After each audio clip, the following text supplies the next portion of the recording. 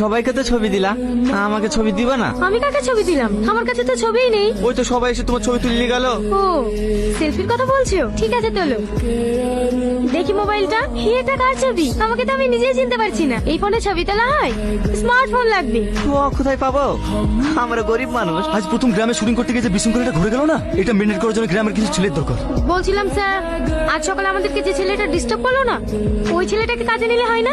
না না, ওসব গৃহ চাষাকে নিয়ে কাজ হবে না। না স্যার, পারবে, আগ্রহ আছে, আর তাছাড়া মনটাও খুব সরল। আচ্ছা ঠিক আছে, তুমি যখন বলছো কাল থেকে কাজ শুরু করতে পারো। ঠিক আছে স্যার, অনেকক্ষণ থেকে টোটোতে বসে আছি, তাড়াতাড়ি আসো।